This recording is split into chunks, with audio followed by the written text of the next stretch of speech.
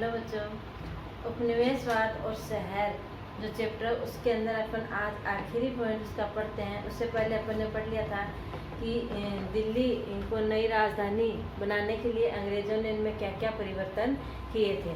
उसके पश्चात भारत का विभाजन हुआ। विभाजन होने के बाद अब जो दिल्ली है विभाजन के पश्चात उसमें क्या परिवर्तन आया, वहाँ के रहने वाले लोगों के जीवन में क्या परिवर्तन आया वो अपन पढ़ते हैं।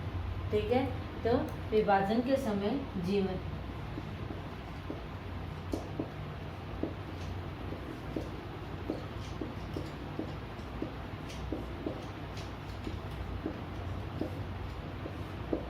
(1947) में भारत से एक अलग देश बना पाकिस्तान। दोनों देशों के बीच में काफ़ी संख्या में लोग इधर से उधर विस्थापित हुए। काफ़ी संख्या में लोग भारत से पाकिस्तान गए, पाकिस्तान से काफ़ी तादाद संख्या के अंदर और भारत में लोग आकर के विस्थापित हुए।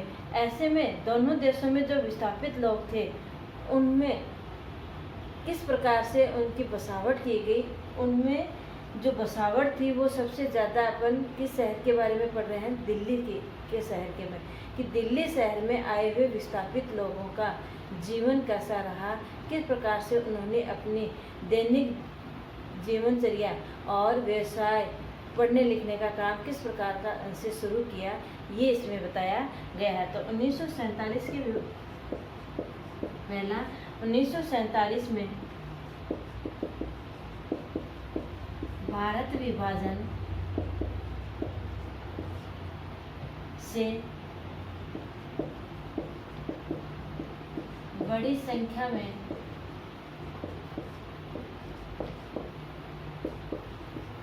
लोग भारत से पाकिस्तान और पाकिस्तान से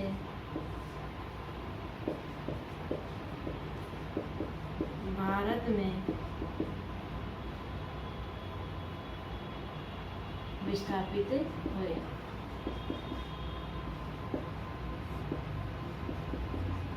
इन विस्थापित होने वाली संख्या के अंदर जो सबसे ज़्यादा जो लोग थे वो सिख और मुसलमान थे।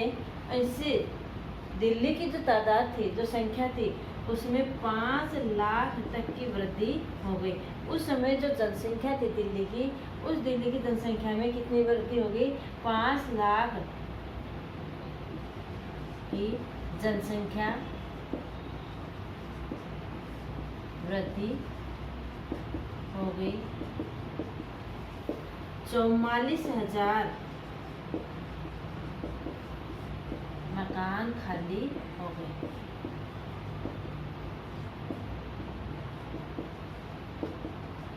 अब देखो, ये जो विस्थापित आए हुए जो लोग थे वो इन मकानों के ऊपर क्या करने लगे? कब्जा करने लगे। कुछ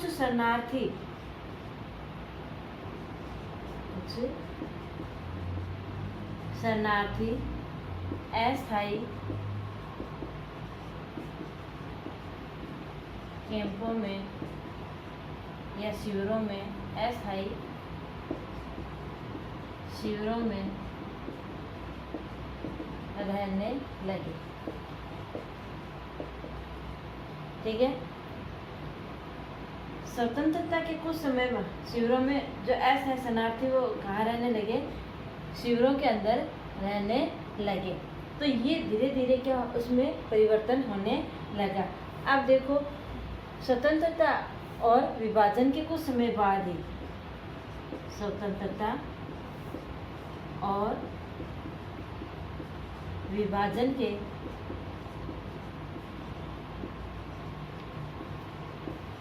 कुछ समय बाद ही क्या हुए? भीषण दंगे हुए।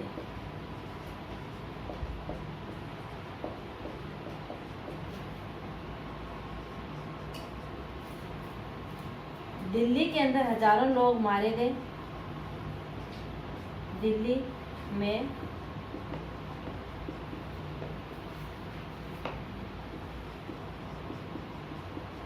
हजारों लोग क्या हुए, मारे गए।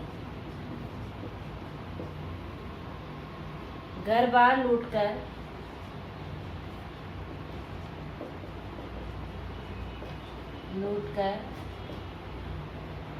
जला दिए गए।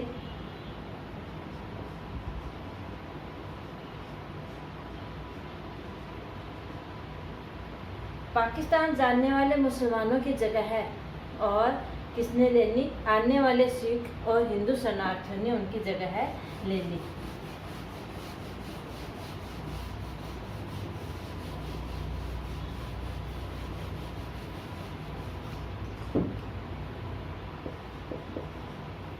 पाकिस्तान जानने वाले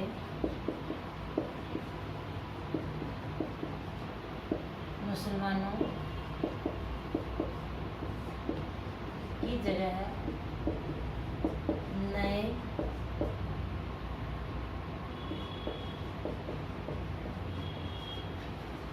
शरणार्थियों ने ले ली और उनमें अधिक संख्या में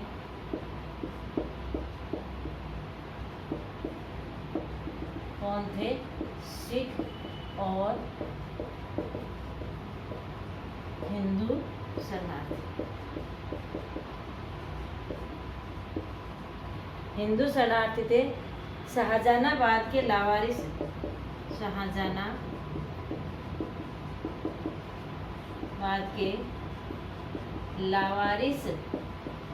मकानों में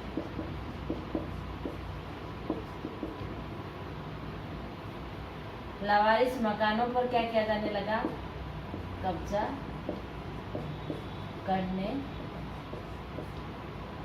जैसे पहले अभी मैंने बताया कि कितने मकान खाली हो गए थे, संख्या दे रखी है आपकी बुक के अंदर, 44,000 मकान खाली हो गए। उनमें वो लोग रहने लगे, उन पर कब्जा करना शुरू करने लगे और कुछ जो लोग थे वो काम चलाओ अस्थायी शिविरों के अंदर रहने लगे।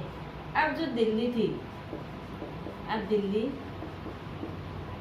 क्या हो गई, शरणार्थियों का शहर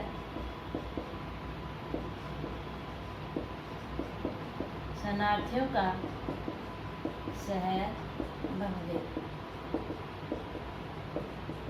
शरणार्थियों का शहर बन गई और इन शरणार्थियों की जरूरतों को पूरा करने के लिए, इनकी जरूरतों को पूरा करने के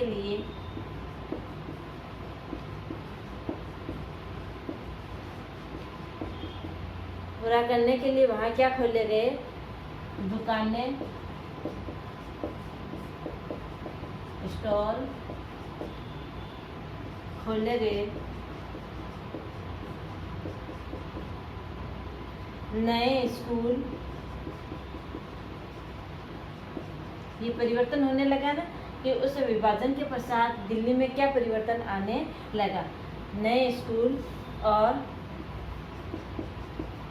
कॉलेज खुल गए।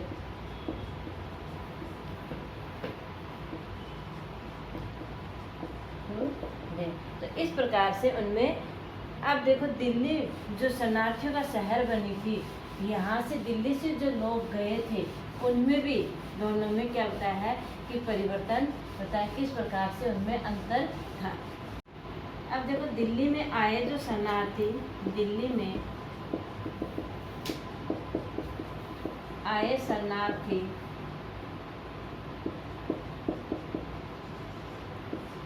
क्या थे, भूस्वामी, वकील, शिक्षक, भूस्वामी, वकील, शिक्षक, बड़े व्यापारी। यहाँ से जानने वाले जो थे वो क्या थे, छोटे मोटे व्यापारी थे, अनपढ़ थे, शिक्षित नहीं थे, ठीक है, बड़े व्यापारी और छोटे दुकानदार।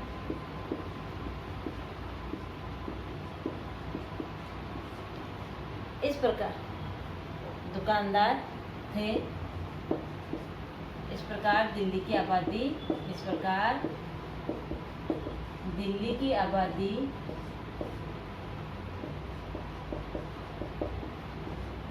बढ़कर कितनी हो गई? 5 लाख हो गई।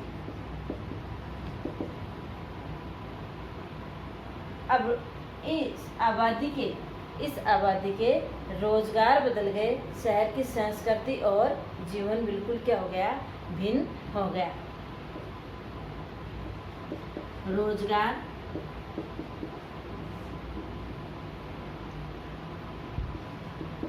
बदल गए,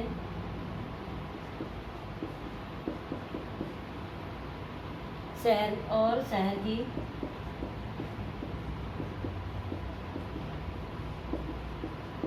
संस्कृति क्या हो गई? बिल्कुल भिन्न हो गई पहले की अपेक्षा।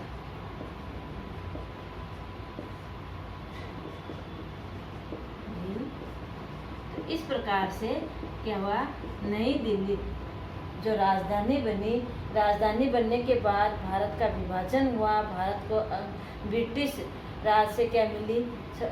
आज़ादी मिली। और उसी आज़ादी के पश्चात और विभाजन के बाद वहाँ एक शहर की जो नाम दिया है आपकी बुक के अंदर दिल्ली, कि वहाँ के लोगों का रहन सहन कैसे बदला, उनमें क्या परिवर्तन आया।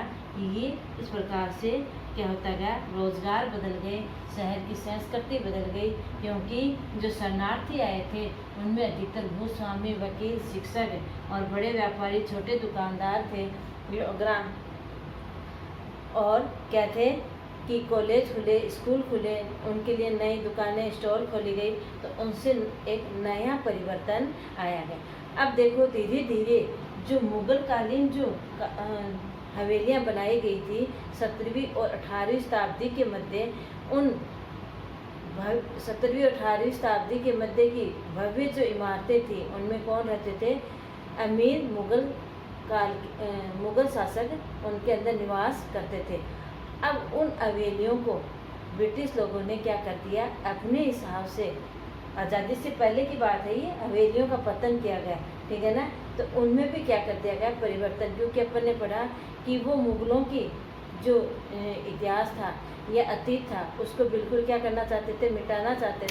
तो इसके साथ साथ उन्होंने हवेलियों में को भी ख़त्म करके, उन्हें नष्ट करके, और उनकी जगह है अपने हिसाब से बड़े बड़े क्या बनाए? बंगले बनाए।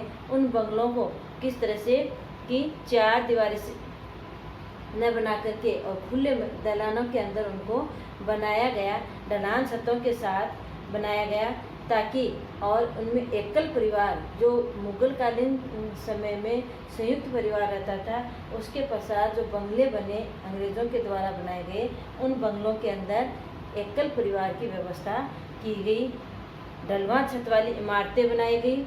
और ये फिर हवेलियाँ जो थी, जो सड़कों की ओर खुलती थी, चौराहों की ओर खुलती थी, उनमें क्या बनाई गई?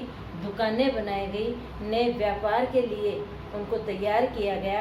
वहाँ के लोगों को, उनमें जो लोग रह रहे थे उन लोगों को दूसरे शहर से बाहर की ओर विस्थापित किया गया। तो ये भी एक परिवर्तन था। हवेलियों के अंदर भी क्या किया गया? परिवर्तन किया गया। उनकी जगह ब्रिटिश सरकार के द्वारा बंगले बनाए गए। उन बंगलों में भी हवेलियों की अपेक्षा काफ़ी भिन्नता दिखाई देने लगी। जो हवेलियाँ बनाई गई थी उससे अलग क्या थे? बंगले थे। रहन सहन भी उनका अलग था। उनमें खुली जगहों में बनाई गई और किस प्रकार से उनमें दुकानें और व्यवसाय का संचालन किया, उनमें रहने वाले लोगों को अलग स्थापित किया। तो ये भी एक परिवर्तन था। इसी के साथ आपका उपनिवेशवाद और शहर वाला जो चैप्टर है वो ख़त्म होता है। अगर कहीं आपको फिर कोई दिक्कत हो तो आप कमेंट बॉक्स में लिख के पूछ सकते हो। धन्यवाद।